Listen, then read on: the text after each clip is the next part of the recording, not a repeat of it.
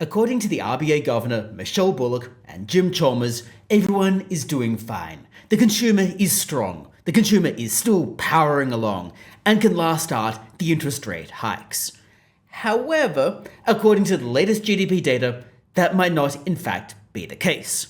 After all, household incomes have now declined to their lowest level in 8 years, and spending rates are down to 1.1% of earnings. Furthermore, GDP per capita actually declined in the latest quarter.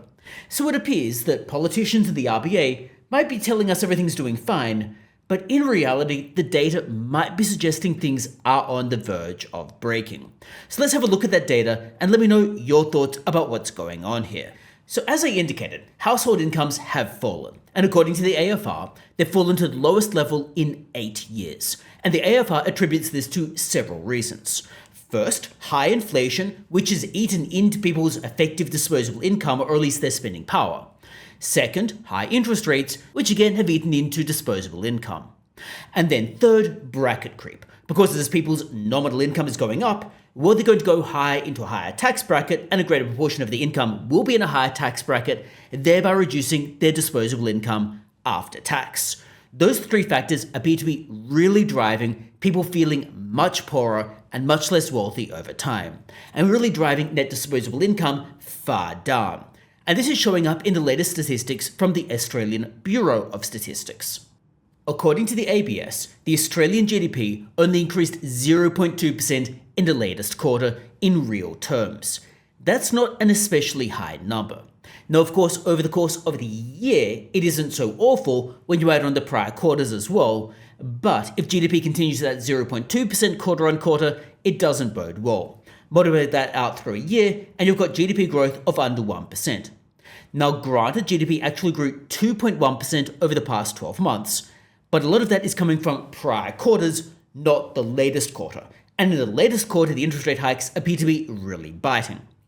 Things, however, are much worse if we look at this on a per capita basis, because that GDP growth doesn't really adjust for the fact that our population has gone up some 2.5% over the past year. So if we look at GDP growth on a per capita basis, we can see it actually declined in the last 2 quarters. This puts us in somewhat recessionary territory. Now, it isn't actually a recession. For a recession, you need 2 consecutive quarters of negative GDP growth. Here we've got 2 consecutive quarters of negative GDP growth per capita. In the latest quarter, it fell 0.5%. In the prior quarter, it fell 0.1%. What this tells us is that GDP is increasing, partially because our population is increasing. However, the actual earnings per person have gone down. And over the past 12 months, GDP per capita has fell 0.3%. Again, telling us people are feeling poorer, and this is manifesting in the data. The consumer isn't just strong per se. Some consumers might be strong, those who don't have mortgages, those who aren't hit by inflation, those who aren't hit by bracket creep. Those consumers might be strong. However, a lot of other people appear to be seeing their earnings going down, at least in real terms. There is, however, a bit of a silver lining, at least as far as the RBA is concerned, in that GDP per hour worked actually increased. It went up 0.9% in the latest quarter, although in the prior quarters it had actually fallen. And over the past 12 months, GDP per hour worked fell 2.1%, telling us productivity actually declined. Apparently, the reason for it increasing in the latest quarter is the number of hours worked actually fell.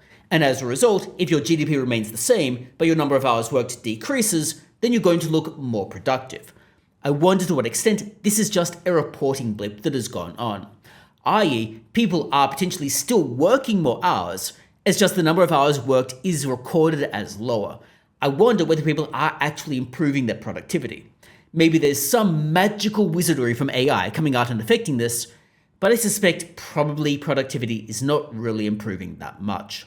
And part of the reason for this, of course, could be that people are devoting less time and effort to their primary job and going out and getting side hustles or second jobs because they need to meet cost of living pressures. That is, if you need to do a second job, you're probably less productive in that second job because you're burned out, you're tired, and it's probably in a non-core area, and therefore your GDP per hour in that second job is lower than GDP per hour in your primary job, hence why we see issues with productivity. Now, something that is really standing out to me is the household savings rate. It's actually only 1.1%. down from 2.8% in the prior quarter, 3.5% in the prior quarter before that. The household savings rate is down at one of its lowest rates in years. What this is telling us is people are spending more and more money on miscellaneous other things. Usually these are going to be required expenditures, so mortgages or energy, that type of thing, where they don't have that much scope to actually reduce their expenditure. So they're potentially either digging into their savings in the case of some people, or they're saving less money in the case of others, hence why the savings rate has gone down. This is not a good sign, because if interest rates are remaining stubbornly high for longer, and people are saving less and less money, this tells us people are going to eventually run out of a savings buffer if inflation remains persistently stubbornly high. I.e., we've got this perfect storm of decreasing GDP per capita, declining real wages because wages haven't kept up with the pace of inflation, and declining savings, which means that people are going to be feeling less wealthy over time. Now, if we look at some of the reasons for the stubbornly high inflation, well, there's probably several factors all compiling here. It's not just one thing. Now, a core part of it is government expenditure. The government going out and spending money on infrastructure, much of which is not productive. Now, if you spend money on infrastructure, that creates value, that increases productivity, potentially by reducing someone's commute time to work or something like that. Then that infrastructure can be positive net present value in the global sense. However, if you're just pork barreling and spending money on infrastructure that doesn't really do much of value, as might have been the case with some of the Victorian infrastructure, then you end up with it just being a waste of money, and it ends up being inflationary in the short term and a waste of money over the medium to long term. And it appears we've got quite a bit of that. We also have population growth. As I indicated before, populations have risen some 2.5% over the past year. And this, to some extent, is going to fuel inflation because there's now more demand. One of the things that I think is often overlooked here is that part of the reason that population growth can be inflationary is Australia is extremely bad about giving work rights and extremely bad about giving visas. So say, for example, you've got someone move to Australia and they're struggling to get a good job that is commensurate with their skills because they don't have the requisite visa, and therefore employers won't hire them because they're on a temporary work permit. In that case, that person might be doing a much less productive job than would be desirable. That person might be qualified to do engineering, but they might not be hired to do that, and they're doing a much lesser job. Similarly in accounting or in finance.